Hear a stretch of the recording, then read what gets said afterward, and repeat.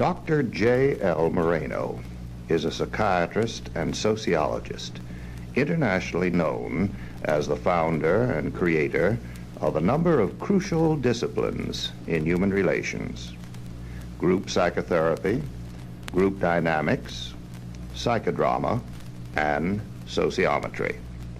His books on these subjects have been translated into 20 languages. Although he is widely known as a scientist and therapist, his greatest contribution, which is the fountainhead of all his ideas, is expounded in his first book, The Words of the Father.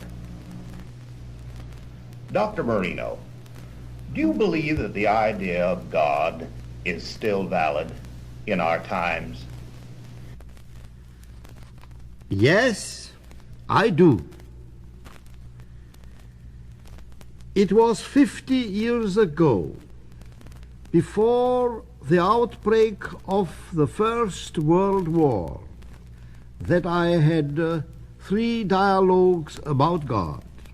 God the Creator, God the Lover, and God the Scientist. I sent out an invitation to an encounter with all men. Come to me and meet me, I said. Rejoice, I have good news for you. The riddle of our world is solved.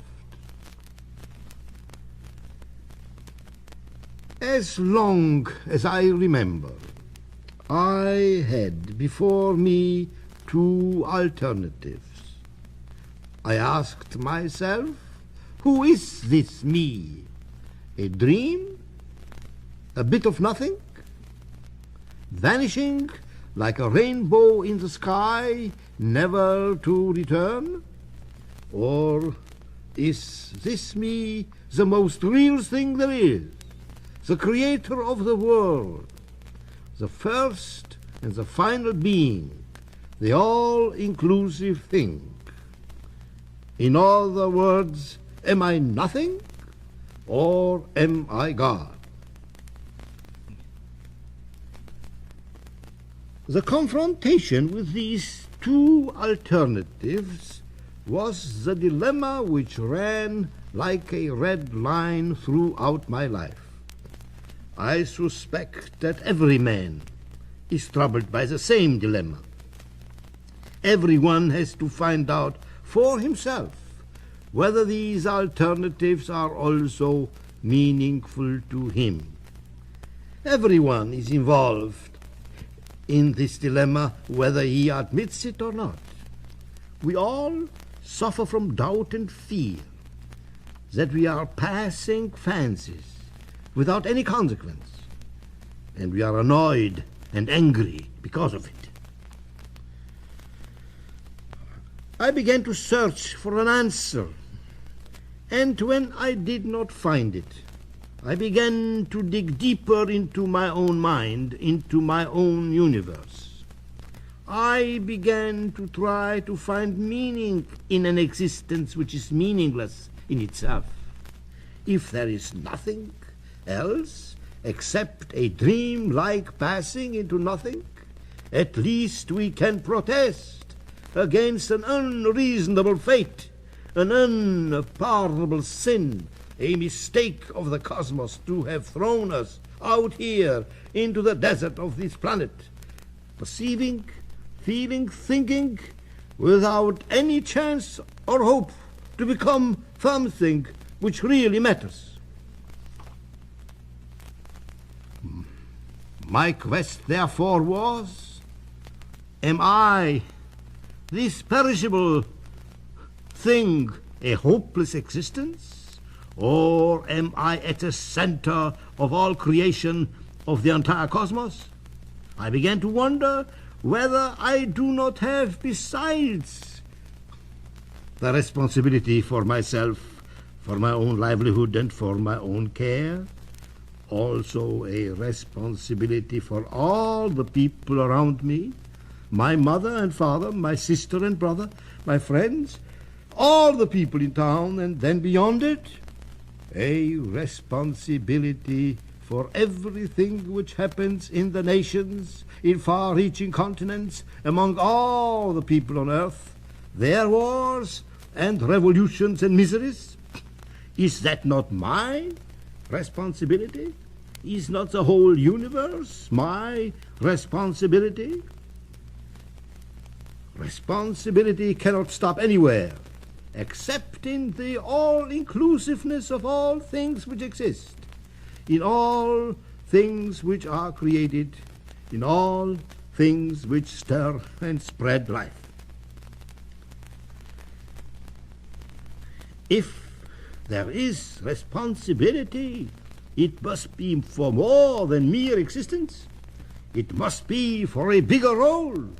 How can I assume it unless I had a function in creating this universe, unless I am a partner in its creation?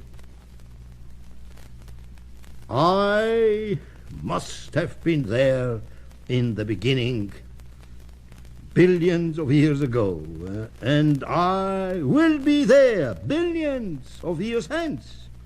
I created myself, therefore I exist. I began to think now about the gods which our forefathers have produced, the concepts they have evolved. I began to think, of course, living in the Western civilization, of the God of the Hebrews. Great Godhead, the God who is outside of me, far distant in space, unreachable and unknown, a mystery. It was a construction of the Godhead which was suitable for the time in which the old Hebrews lived. It was a great function which it fulfilled then for them. People were then frightened and dependent upon an enormous, supreme creator whom they could trust and who guided their lives and who gave their life a meaning. It was a God whom they never saw. It was something like a he-God. He, the God.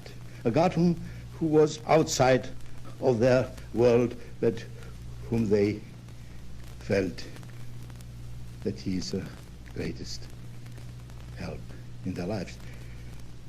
And then I began to realize there are other forms of Godheads which in the course of centuries and millennia men brought about, always when there was a great crisis in the development of the world.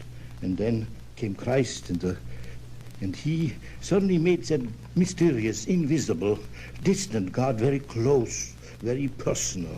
He was brought to visibility in the form of a personal appearance of God. He was the thou God. The God was near, not as much a God of power and of enormous wisdom and intelligence, but a God of love and sweetness and closeness. And that was a God which Christ brought into this world.